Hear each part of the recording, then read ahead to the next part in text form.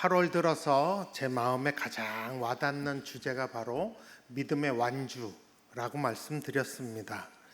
의외로 많은 성도님들이 저한테 동감을 해 주셨습니다. 아이고 괜찮다고, 다음 주에도 그것도 하시라고. 감사합니다. 8월 첫째 주일에 세례 요한이 예수님께 사람을 보내서 한 질문이 있다고 했죠. 누가복음 7장 19절에 오실 그이가 당신이 오니까 우리가 다른 일을 기다리오리까. 예수님이 메시아이심을 진작 알아차렸던 세례 요한이 이렇게 물었던 이유는 요한이 기대했던 메시아상과 지금의 예수님의 모습이 달랐기 때문이라고 했습니다.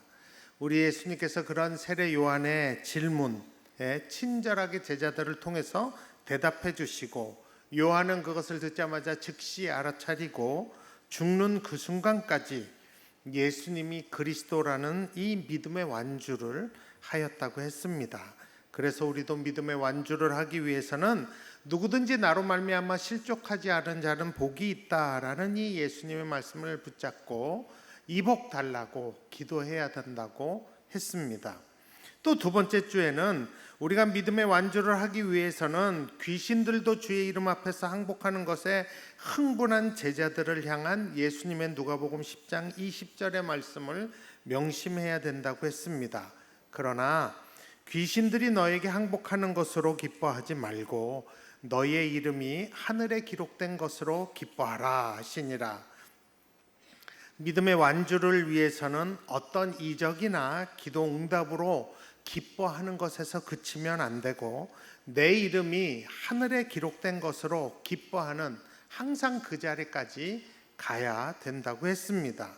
왜냐하면 이적과 역사, 이 모든 것들이 늘 일어나는 게 아니기 때문에 내 믿음의 안정감을 거기다 두면 안 되고, 예수님이 내 구원자이시고 내가 주님의 것이라는 것에 내 모든 안정감을 두어야 된다고 했습니다. 그래야 우리가 큰 기복 없이 믿음의 완주를 할 수 있다고 했고, 그래서 하늘에 내 이름이 기록된 것이 기쁨입니다, 나는 하나님의 것입니다 라는 고백을 많이 하시라고 지난주에 했습니다. 오늘은 믿음의 완주에 실패한 사람의 이야기로 반면교사의 교훈을 받고자 합니다.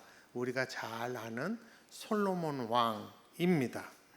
이 솔로몬이라는 왕은 다윗 왕이 그 충신인 우리아의 아내와 간통하고 간음하고 결국 그 남편까지 살인 교사에서 죽인 후에 자기 아내로 데려온 밧세바 사이에서 태어난 아들입니다.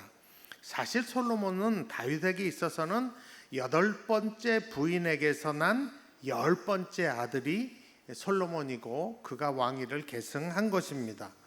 상식적으로나 순서상으로나 권력상으로는 사실 솔로몬이 왕이 될 가능성은 희박했었습니다. 그러나 역대상 22장 9절에 의하면 하나님이 다윗 왕에게 솔로몬이 내 다음에 왕이 돼서 성전을 건축할 것이라고 말씀하셨습니다. 그런데도 다윗은 늙어서도 솔로몬을 왕으로 즉위시키는 것을 서두르지 않았습니다. 그냥 미정됐어요. 그래서 그 당시 세상적으로 봤을 땐 당연히 왕자 서열 1위였던 아도니아가 당연히 자기가 왕이 되는 줄 알고 즉위 준비를 나름대로 하고 있었습니다. 그러다가 선지자 나단의 도움으로 다윗이 급히 솔로몬을 왕으로 세우게 됐습니다. 그래서 나이 20대에 급박하게 왕으로 즉위한 이가 솔로몬 왕입니다. 오늘 본문 열왕기상 2장 1절에 보면 다윗이 죽을 날이 임박함에 그의 아들 솔로몬에게 명령하여 이르되로 시작합니다. 그래서 네가 왕으로 명심해야 될 것을 이야기하는데 한마디로 줄이면 3절입니다. 그 3절을 우리가 한번 같이 읽어봅니다. 같이 읽습니다. 내 하나님 여호와의 명령을 지켜 그 길로 행하여 그 법률과 계명과 율례와 증거를 모세의 율법에 기록된 대로 지키라. 그리하면 내가 무엇을 하든지 어디로 가든지 형통할지라.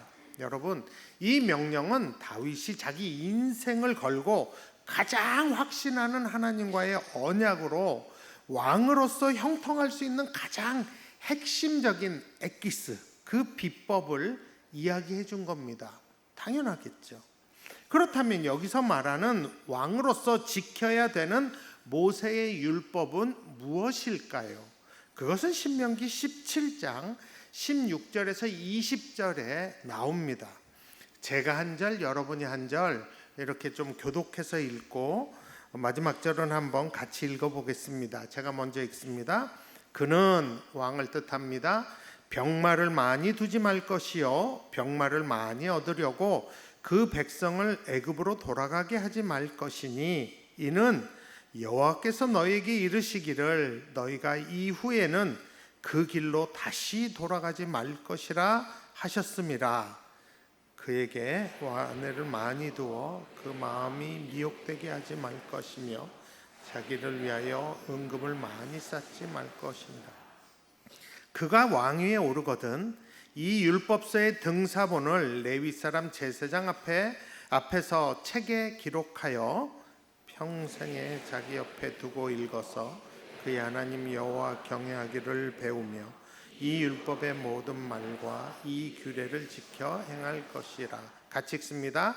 그리하면 그의 마음이 그의 형제 위에 교만하지 아니하고 이 명령에서 떠나 좌로나 우로나 치우치지 아니하리니 이스라엘 중에서 그와 그의 자손이 왕위에 있는 날이 장구하리라.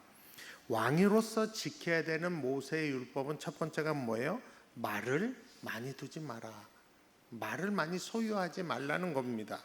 왜 한 나라의 통치자인 왕이 말을 많이 소유하지 말라고 하나님이 하셨을까요? 왜냐하면 이 당시는 말과 말에 연결된 이 병거라는 것이 군사력을 상징하는 시대였기 때문입니다. 성경에서 병가가 등장하는 나라는 강대국입니다. 그리고 성경에서도 또 고고학적인 자료에 의하면 애굽은 당대의 말과 병거를 가장 많이 생산하고 무역하던 국가가 애굽입니다. 그래서 이 당시 말과 병거를 살려면 애굽으로, 이집트로 가야만 했습니다. 그런데 이스라엘을 애굽에서 출애굽시키셔 구원하신 이 하나님은 이스라엘 백성에게 뭐라 그래요? 애굽으로 돌아가지 말아라 라고 말씀하셨습니다. 이스라엘이 어떤 힘도 없이 노예로 있을 때 크신 권능과 팔로 출애굽시키신 이 하나님은 이스라엘이 계속 하나님만 의지하도록 진심으로 그것을 원하셨기 때문에 애굽으로 돌아가지 말라, 거기서 말 사오지 마라, 병거 사오지 마라 라고 하신 것입니다. 그래서 그 당시 군사력의 상징인 말을 많이 왕이 소유하지 말라고 하신 것은 이면에 보면 내가 하나님이 직접 너희 보호하고 승리하게 하실 거라는 하나님의 약속과 축복이 그 안에 있는 것입니다. 단 조건이 뭐예요? 하나님의 언약 안에 있고 하나님에 대한 이 믿음 안에 있을 때 그렇게 하는 것입니다. 다윗 왕은 그 하나님의 마음을 알았어요. 그래서 사무엘하 8장에 보면 하다데셀과의 전투에서 승리해서 얻은 게 마병 1,700명이에요. 마병이라 하면 병거를 끄는 군사죠. 근데 그게 1,700명이면 말이 몇 마리예요? 최소 1,700마리 이상이에요. 어떤 병거는 한 마리, 어떤 병거는 두 마리가 끌 수도 있으니까. 그때 그 모든 것을 사로잡았을 때 다윗이 어떻게 합니까? 100마리의 말만 남기고 다 말을 폐기시킵니다. 뒷힘줄을 다 끊어버려요. 왜요? 여호와의 율법을 알았기 때문이에요. 왕으로서 지켜야 되는 말을 많이 소유하지 말라는 그것을 알고 하나님의 마음을 알았기 때문입니다. 그러면 그의 아들 솔로몬 왕은 어땠을까요? 열왕기상 10장 26절에 보면 정확히 나옵니다. 솔로몬이 병거와 마병을 모으매 병거가 1,400대요 마병이 12,000명이라. 또 열왕기상 10장 28절에 보면 솔로몬의 말들은 애굽에서 들여왔으니 왕의 상인들이 값주고 산 것이며 라고 합니다. 솔로몬 왕의 취미가 뭐예요? 말을 모으는 겁니다. 그것을 위해서 애굽으로 갔어요. 그렇게 솔로몬은 신명기 17장 16절에 기록된 왕이 지켜야 하는 모세의 율법을 어겼습니다. 그게 뭘 의미해요? 솔로몬은 하나님을 의지하기보다는 자신의 힘, 권력, 말의 힘, 이것을 더 의지하는 자로 변했다는 뜻입니다. 두 번째, 이 왕에 대한 모세의 율법은 아내를 많이 두지 말 것이라고 신명기 17장에 말씀하십니다. 하나님께서 왕에게 아내를 많이 두지 말라고 한 이유는 그것 때문에, 그 아내를 많이 둔 것 때문에 하나님으로부터 멀어질 가능성이 있기 때문입니다. 사실 다윗 왕도 적지 않은 아내를 또 첩들을 들였죠. 그 덕에 자식들 사이에서 살인 나고, 또 아버지 쫓아내서 구테타 일으키고, 또 아버지와 같이 잤던 후궁들을 자기 아내로 동침하는 이런 일들도 벌어졌습니다. 여러분, 그런 아버지에게서 나서 이 비극들을 들은 그걸 듣고 자란 솔로몬은 어떻게 했을까요? 열왕기상 11장 3절에 숫자까지 정확히 나옵니다. 왕은 솔로몬이죠. 후궁이 700명이요 첩이 300명이라 그 여인들이 왕의 마음을 돌아서게 하였더라. 사실 이 당시에는 정치적으로 외교적으로 안정하기 위해서 다른 민족과의 통혼, 정략 결혼을 하던 때입니다. 그래서 솔로몬이 왕이 되고 제일 먼저 한 게 뭔지 아세요? 열왕기상 3장 1절에 애굽의 왕 바로와 더불어 혼인 관계를 맺어 그의 딸을 맞이하고 다윗성에 데려다가 두었다고. 솔로몬이 왕 되고 첫 번째 한 것은 정략 결혼, 애굽의 딸을 부인으로 맞아들인 겁니다. 근데 여러분, 그렇게 데려온 부인이 700명이래요. 부러워하시면 안 됩니다. 표정 관리하세요. 뿐만 아니라 첩이 300명이랍니다. 데리고 산 여자가 1000명이래요. 어떻게 이럴 수 있을까? 솔로몬이 왜 이렇게 했을까? 자기 입으로 다 시인합니다. 전도서에 나옵니다. 전도서 2장에 보면 8절에 어찌하여야 술로 내 육신을 즐겁게 할까? 솔로몬이 한 생각이에요. 또 8절에 인생들이 기뻐하는 처첩들을 많이 두었노라. 지가 그렇게 했대요. 자기 기쁘게 하기 위해서. 또 10절에 무엇이든지 내 눈이 원하는 것을 내가 금하지 아니하며 무엇이든지 내 마음이 즐거워하는 것을 내가 막지 아니하였으니 합니다. 왜 1000명의 부인을 뒀을까요? 술 많이 쳐드시고 이쁜 여자 보면 다 데려다가 잔 거예요. 첩으로도 데려온 겁니다. 지 입으로 얘기하잖아요. 왕의 권력과 재력으로 자기가 원하는 대로 국내외적으로 아주 글로벌하게 맹활약을 하신 겁니다. 그렇게 마구 사는 거예요. 자기 입으로 얘기해요. 그래서 열왕기상 11장 1절에 보면 솔로몬 왕이 바로의 딸 위에 이방의 많은 여인을 사랑하였으니 곧 모압과 암논과 에돔과 시돈과 헷 여인이라 라고 합니다. 그런데 이 사람들 조심하라고 이미 열왕기상 11장 2절에 하나님이 그 위험성을 오래전에 경고하셨어요.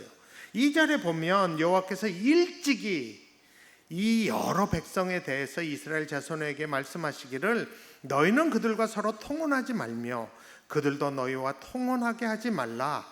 그들이 왜 이유를 얘기하는 거예요. 그들이 반드시 너희의 마음을 돌려 그들의 신들을 따르게 하리라 하셨으나 솔로몬이 그들을 사랑하였더라 라고 합니다.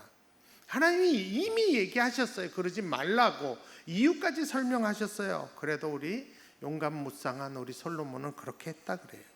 그 똑똑하던 솔로몬은 결국 수많은 아내들 때문에 어떻게 되었나요? 열왕기상 11장 4절 5절에서 명백하게 얘기합니다. 솔로몬의 나이가 많을 때 그의 여인들이 그의 마음을 돌려 다른 신들을 따르게 하였으므로 왕의 마음이 그의 아버지 다윗의 마음과 같지 아니하여 그의 하나님 여호와 앞에 온전하지 못하였으니 이는 시돈 사람의 여신 아스다롯을 섬기고 암몬 사람의 가증한 밀곰을 따름이라. 여러분, 솔로몬은 믿음의 완주를 하지 못했습니다. 하나님을 버렸어요. 그가 선택한 이 아스다롯은 가나안 땅의 바알신의 부인이에요. 굉장히 음란한 신입니다. 그래서 아스다롯을 섬기면 성전 창녀들한테 들어가 자는 게 예배의식이에요. 우리가 옛날 사경에 이지용 목사한테 배웠잖아요. 또 밀곰은 몰렉신을 말하는 겁니다. 몰렉. 사경회 때 우리 이지용 목사한테 배웠죠. 하나님이 진짜 싫어하는 그 제사가 뭐냐면 아이들을 불에 태워서 제물로 바쳐 죽이는 거예요. 그게 몰렉신입니다. 그 종교예요. 여러분, 솔로몬이 그렇게까지 된 이유가 뭐라 그래요? 수많은 부인들 때문에 미혹됐기 때문이라고 성경은 명확히 얘기합니다. 그렇게 부인 많이 두지 말라는 하나님의 모세의 율법을 어기고 솔로몬은 변질되었습니다. 세 번째 신명기 17장에 나온 모세의 율법은 은과 금을 많이 쌓아두지 말 것이라고, 왕이 자기 소유를 은과 금을 많이 쌓지 말라고. 왜냐하면 왕이 은과 금을 막 축적하게 되면 결국 교만해지고 욕심이 끝이 없어요. 탐욕이 커지고 새로운 일들을 계속 벌립니다. 그렇기 때문에 왕은 그러지 말라고, 백성들 돌보고 또 하나님 예배하라고 한 것이에요. 근데 솔로몬은 무역과 수많은 나라들의 조공을 받아서 은과 금을 축적했습니다. 그래서 열왕기상 10장 27절에 보면 이스라엘의 은이 돌같이 흔하게 만들었다고, 그 정도로 축적을 한 거예요. 그러니까 이렇게 부를 축적함으로 자신을 더 자랑하고 결국 하나님으로부터 멀어지게 되고 더 탐욕이 생겨서 세금을 백성들에게 지나치게 강요하게 되고 결국은 나라까지도 갈라지게 만든 것입니다. 그래갖고 나중에 솔로몬이 죽은 후에 이스라엘 온 회정이 솔로몬의 아들인 르호보암에게 와서 열왕기상 12장 4절에 보면 이렇게 얘기해요. 왕의 아버지가, 솔로몬을 뜻하죠, 우리의 멍에를 무겁게 하였으나 왕은 이제 왕의 아버지가 우리에게 시킨 고역과 매운 무거운 멍에를 가볍게 하소서. 그리하시면 우리가 왕을 섬기겠나이다. 얼마나 백성들을 등골 빠지게 했는지 알 수 있는 장면입니다. 왜 솔로몬은 백성에게 그런 고역과 세금을 엄청나게 부담을 시켰을까요? 좀 더 많은 은과 금과 재물을 모아서 자기 왕궁을 더 화려하게 지어서 과시하기 위해서입니다. 사실 성전을 지을 충분한 금과 은은 아버지인 다윗이 다 이미 준비 다 해놨어요. 그런데 솔로몬은 그 성전보다 자기 왕궁을 훨씬 더 화려하게 지었습니다. 성전은 7년 만에 완공했어요. 자기 왕궁은 몇 년 만에 완공했는지 아세요? 2배 되는 13년 걸려서 지었어요. 참 성경에 보면 이상한 건 분명히 솔로몬은 성전을 먼저 짓고 자기 왕궁을 지었어요. 그래서 총 20년간 공사를 했는데 성경에 보면 열왕기상 3장 1절에 보면 이렇게 나와요. 자기의 왕궁과 여호와의 성전과 예루살렘 주의 성의 공사가 끝나기를 기다리니라. 근데 이게 좀 이상한 게 순서가 이상한 거예요. 여러분, 히브리 사람들은요 순서에 굉장히 민감해요. 그래서 중요한 걸 먼저 씁니다. 그게 히브리 기법이에요. 근데 여기 보면 성전을 먼저 졌는데 이 기록을 보면 자기 왕궁과 그 다음에 성전과 예루살렘 주의 성, 이렇게 순서가 바뀝니다. 왜요? 이 저자는 이때 솔로몬의 주 관심사가 무엇인지 이걸 통해서 시사하는 겁니다. 그래서 모든 사람들이 부러워할 정도로 화려하게 짓기 위해서 백성을 탄압한 이유는 자기 왕궁에 더 정성을 기울였기 때문입니다. 심지어 전도서에 보면, 전도서 2장 4절에 보면 솔로몬이 이렇게 해요. 내가 나를 위하여 집들을 지었다고. 이 모든 건축은 누구를 위해서 했대요? 나를 위해서 했다고 솔로몬은 시인합니다. 그러니까 그 안에서는 성전도 들어가는 것이에요. 그러니까 여호와의 성전도 나를 위해서 졌다고.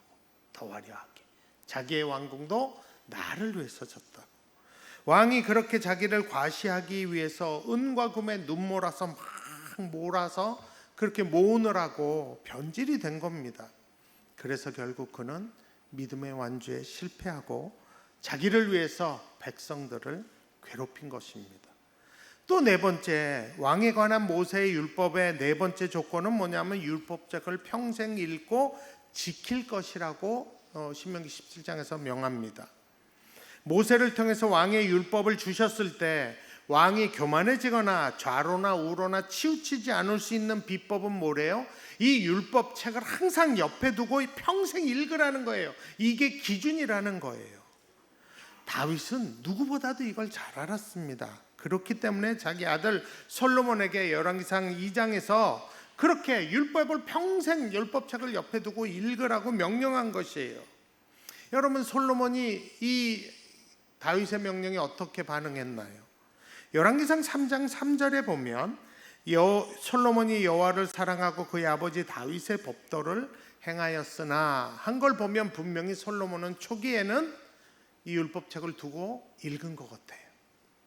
다윗의 법도를 행했다고 하니까 율법책을 가까이 한 것 같아요. 근데 앞에서도 말씀드렸듯이 모세의 율법을 버리고 결국 다른 신을 섬기게 된 것을 보면 언젠가부터 솔로몬은 이 율법책을 멀리한 것이 분명합니다. 솔로몬이요, 한두 번 율법책을 멀리하고 잘못해봐도 자기에게 있는 지혜가 떠나지 않은 걸 알았어요. 그러고 나니까 서서히 하나님 말씀보다는 자신의 경험과 지혜를 더 의지해 버린 것입니다. 여러분, 성경에 보면 솔로몬 왕은 세상적으로 보면 모든 축복을 다 받은 사람입니다. 이스라엘 영토도 솔로몬 때가 가장 넓었고 주변 국가로부터 조공도 제일 많이 받았고 또 솔로몬 다스릴 때 전쟁도 없었어요. 또 열왕기상 4장 20절에 보면 유다와 이스라엘의 인구가 바다의 모래같이 많게 되며 먹고 마시며 즐거워하였다고. 인구도 꽤 많았고 복지도 아주 풍요로웠을 때가 솔로몬 때예요. 다 가진 거예요. 하나님은 최고의 부귀영화, 평화도 주시고 지혜의 축복까지 솔로몬에게 주셨습니다. 근데 우리가 알아야 돼요. 솔로몬이 뭔가 잘해서 그렇게 된 것이 아니라 하나님은 다윗과의 언약에 신실하셔서 그렇게 주신 겁니다. 그래서 결국 솔로몬 왕의 마지막이 어떻게 됐나요? 열왕기상 11장 9절 10절입니다. 여러분, 이거 우리가 꼭 명심해야 돼요.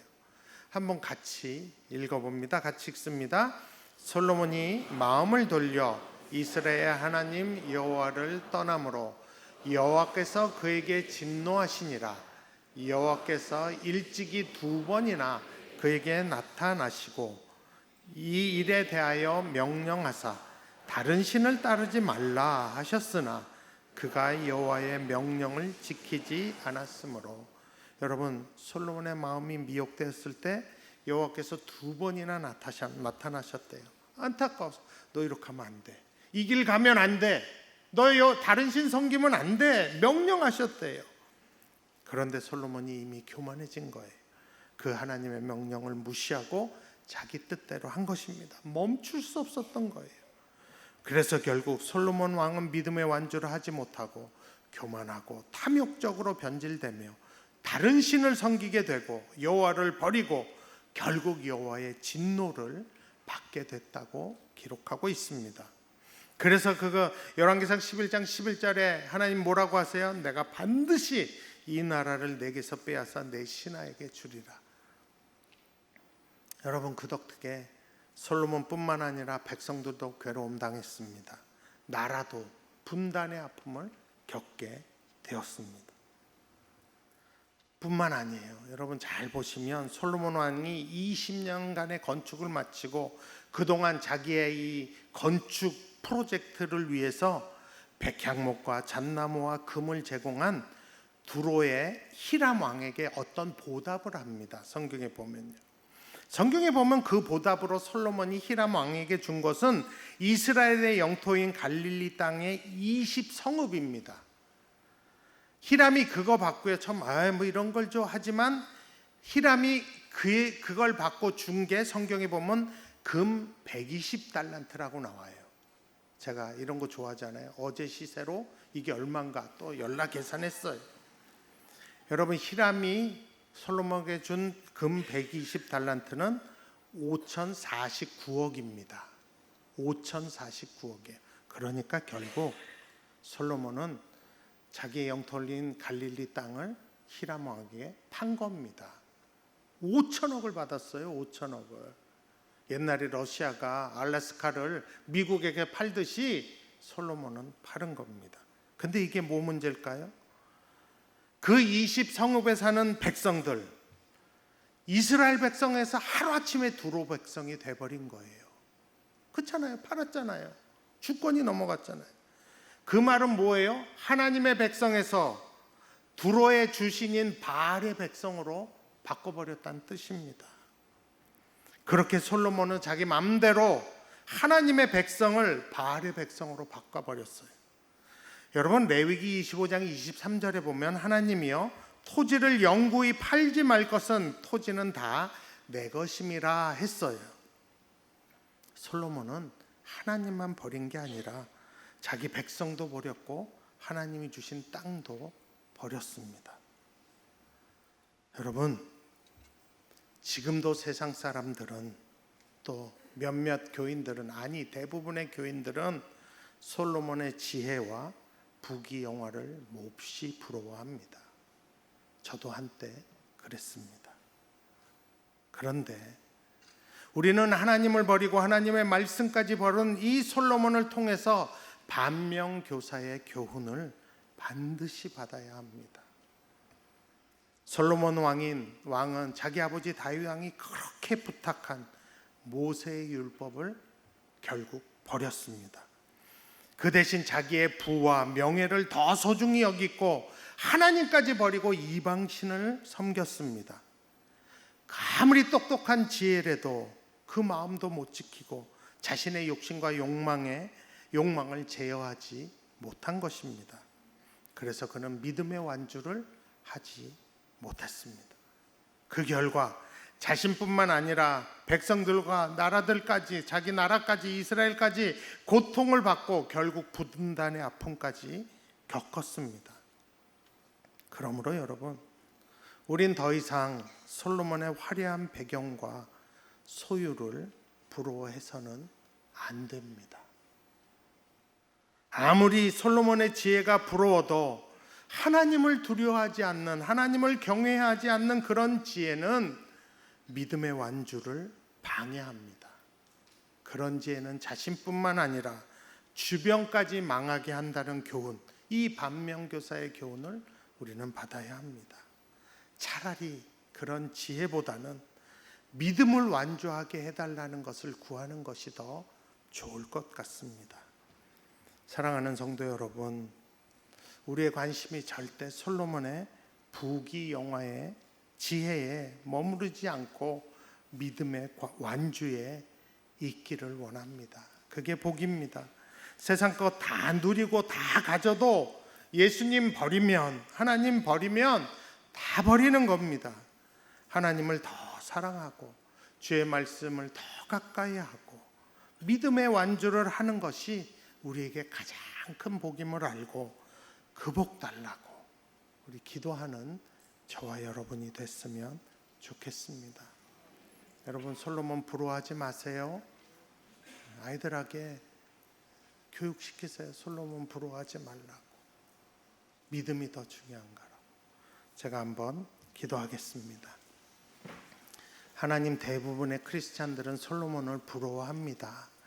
그런 지혜가 나에게도 있었으면 좋겠다고 하고 그런 부귀영화를 나도 누렸으면 좋겠다고 합니다.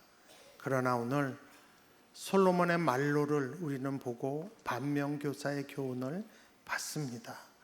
하나님, 우리에게 그런 부귀영화와 지혜가 솔로몬처럼 되는 것이라면 우리에게 주지 마시고 대신 믿음의 완주를 할 수 있는 그 복을 우리에게 허락하여 주옵소서. 진심으로 그 복 받는, 또 그 복을 사모하는 우리 사랑하는 성도들 되게 해 주옵소서. 예수님 이름으로 기도합니다.